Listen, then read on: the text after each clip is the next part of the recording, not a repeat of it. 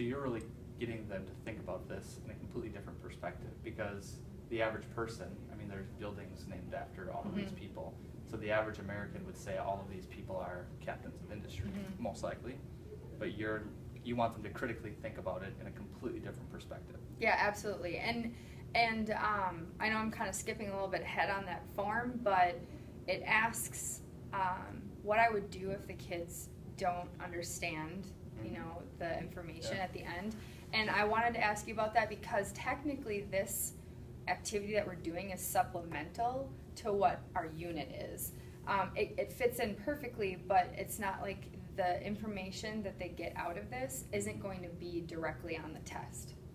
Sure. So it's not going to be explain, you know, there's not even going to be a question, explain, you know, this person and why they're a captain of industry. That's going to be a reflection question after we do the actual activity in class. But this is just supposed to supplement their learning for what is going on through that entire time period, because it's such a, I mean, there's so many things that are taking place in that time period. Right. You know, immigration, industrialization, the railroads were going up, and I mean, it just like so many things were changing in America. So it's just to get them to be like, oh, so these guys did this, but their workers weren't treated very well, and labor unions were springing up, and so just to get them to think, you know, give them their own opinion of what they think. Right. So it's not something they're going to be tested on. It's not going to be part of the summative assessment at the Yeah. very end of the year. Yep, absolutely. But your formative assessment is going to be the reflection Yep. that they do at the end. So when you look at the reflections, and maybe 3/4 of your students seem like they really understood it and they're thinking critically, but 1/4 of your students have maybe missed the boat. They haven't put that connection together between the two. Is that something that you can address quickly in a follow-up lesson, or how will that play Well, out? that's actually what that was my one question for you for this lesson, because it's not going to be assessed summatively. I know it's not, I don't know if that's even a word. Yeah. How do you go about doing that? If you see that 90% of your kids actually did get it, and you know only a few each lesson didn't, and you know it's not going to be on the test, is it necessary to do a follow-up lesson, or do I just meet with the kids and have a discussion with them, or is it, I don't know. That's what I was wondering. So this is kind of a learning experience. This part. Let me flip it back. Is there an opportunity to, either at the end of this lesson, maybe not because we're going to have time to do the reflection, or at the beginning of the next day when you could take 5 minutes or so to hash over what you had just talked about, and for those couple students or half students or however many to do kind of a overall wrap-up of that lesson? Absolutely, and that's what I would do if I saw that some of the kids were, you know, not getting the information. Right. If some of them, like just a little, like a handful, I would do a follow-up activity if most of the kids didn't understand it. Right. But I just wasn't sure if doing a quick wrap-up either after, if there's enough time, or, well, no, because I have to read the reflections. Right. At the beginning of the lesson, the next day, I just wasn't sure if that was appropriate or acceptable. And I think it all comes back to that initial question. What do you want your students to get out of the lesson? I honestly think that the kids would literally have to be, for 60 minutes, they would have to, because that's what I'm shooting for the activity to be done in. But I honestly think for them to not get anything out of it at all, they would have to completely not do the research, nothing at all, not engage at all in their group work. That means just maybe earbuds in and straight, you know, not listening, and sleeping during the activity. But I don't, that doesn't happen because like I'm prompting them to be doing what they're supposed to. And I understand, you know, you have kids that will try to do that and you have kids that won't do the research, But then that's why I put them in groups, because if they don't do the research, then in their groups they're discussing and they're at least getting information, the basic information there. So overall, in 60 minutes. Did I not answer your question? I'm no, sorry. No, absolutely. Oh, okay. So, but I mean, overall in that 60 minutes, your hope is that they are going to be so engaged in the lesson, and that they're going to be so engaged in doing the research and doing all of those things, that you truly feel that they're going to get something out of it. They're going to see some type of connection. I think there's so many opportunities for engagement in this lesson that it's hard for me to see that they wouldn't pick out something. Mm-hmm. And since during the activity, when 6 of the classmates are up in front of the class questioning each other and then going in between rounds, going to their groups, because, you know, if their group wins or their person wins, I'm giving them some extra points. Yep.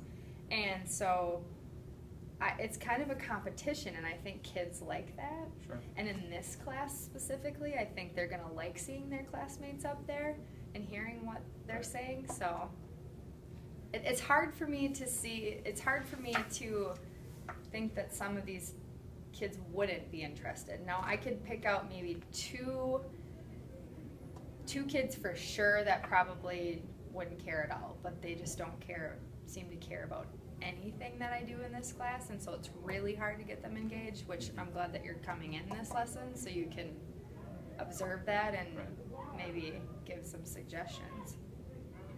So, and we had talked about this a little bit earlier, but when it comes to the student engagement piece, especially with a group that has been a little more challenging in the past, what are some of the things that have been really successful? Has the competition been successful with them, or have there been certain lessons where even those 2 students who haven't been engaged have been on board? Yeah, it depends on the day for them, for sure. It depends on the activity. It depends who they're working with. It's really hard. This class specifically is really hard to engage if they're working with people they don't know or don't like.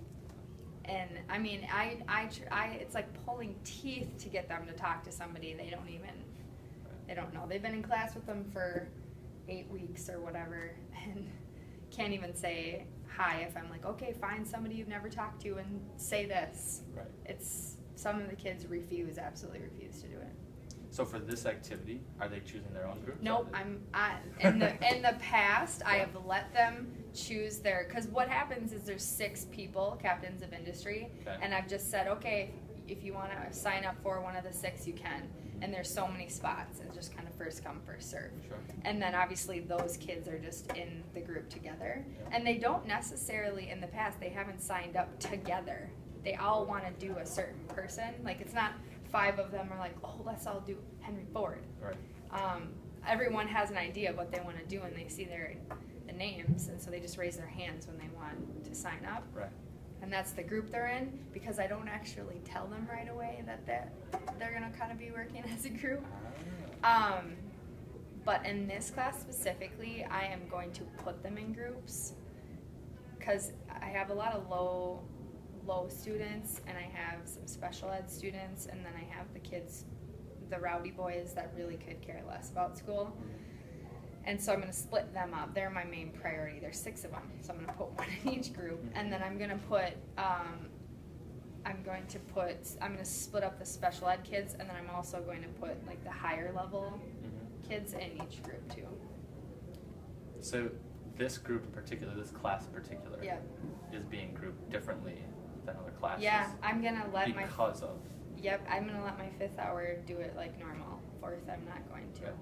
Just because I feel like if the kids found out those 6 boys would have, they would have the opportunity to all do the same person. Right. And if I think about that, it's not terrible, because then maybe if they're like, oh, we can get some extra credit, let's do this, and I will be the representative, and then they'll come back and they kind of feed off of that. So I mean, maybe that would be positive, but then I can only see 2 of the kids attempting to actually do the research and whatnot, where if they're all in a group next to each other, they don't get a lot of things done. So that's a challenge. I don't know. I mean, I could switch that up, whatever you think. if you have suggestions on how to work that out. I think it comes back to this whole notion of how can you make sure the lesson is successful for all of your kids? Yes. And especially if you have students who, because you've had these students now for what? Since the quarter ended, so early November. So you've had them long enough that you've seen the needs of your special ed students. You've seen the students who have shown that they're higher level in reading or whatever the case is. Yeah. And then you have these students that, in order to help them be successful, right now, it seems like to split them up would be the best way to do that. Yeah, I think so. I mean,